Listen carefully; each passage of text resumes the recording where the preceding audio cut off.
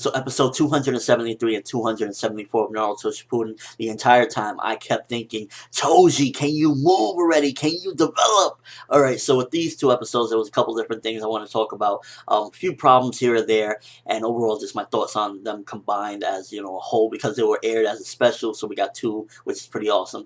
First of all, let's start with a couple of the problems. 273's animation was definitely a lot poorer than 274.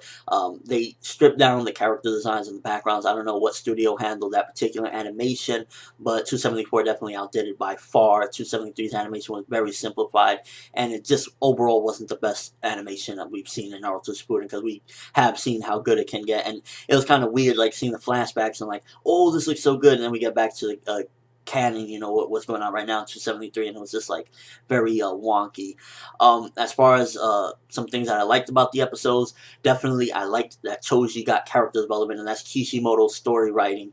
The studio, in my opinion, they dropped the ball with 273. 274, they picked it back up in a way, but still they kind of messed things up. But as far as Kishimoto's writing, definitely I really enjoyed seeing Chouji finally develop into where he needs to be, and where his character was aimed for from the very beginning of the series. It's probably as big character development he's ever going to get at this particular point. It's never, this is it for Chouji, and it was pretty awesome to see. I really liked seeing in 274 him go butterfly mode without needing the pills or anything like that. He lost the weight and everything, and it was just really like a defining moment for Chouji. For the people that say, oh, only Naruto and Sasuke get character development, this episode proves you wrong, and these two episodes prove you wrong.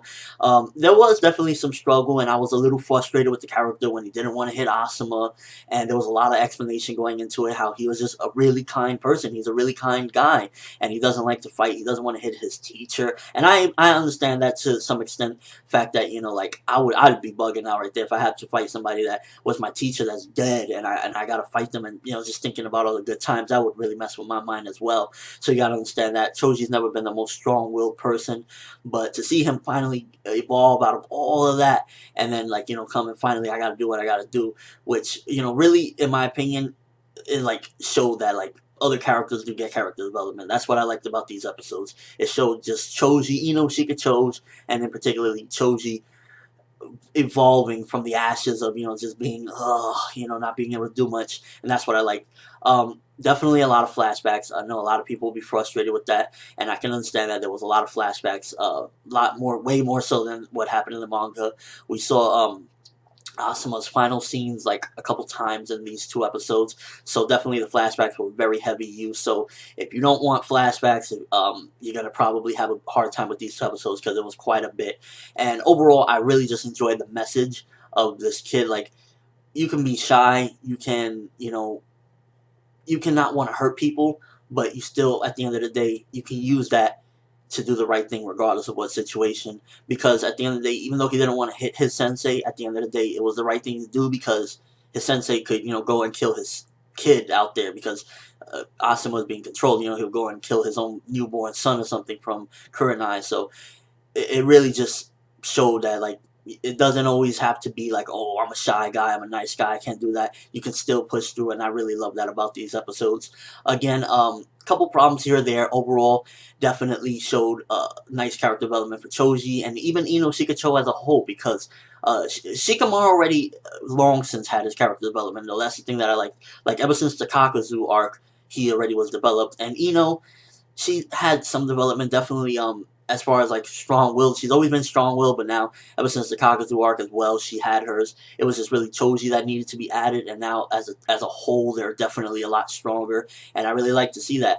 Also, another thing that was interesting in these two episodes was Chouji's dad, Choja. Definitely, like, it was really dynamic to see, I guess, Choja really, like, doubt his son's character, like, why is he a coward, or that was really interesting to see, because I guess Chouji's dad is a real prideful guy, and he's like, oh, is my son a coward or what? And we see the flashbacks and whatnot of him talking with Asuma, to, like, trying to understand his own son, and it was a good thing to see, really, Chouji rise above all of that and do what he needed to do. I really enjoyed that. But yeah, overall, again, The studio definitely had its problems, but the writing, Kishimoto's writing, in my opinion, rose above all that, and it really delivered a powerful message that, you can be shy, you can be whatever they say about you, but you can still surpass all that. And that's always been the message of Naruto overall. Like, even Naruto's story, he's always been the underdog and whatnot, but definitely, I like the way they handled Choji, and just the message of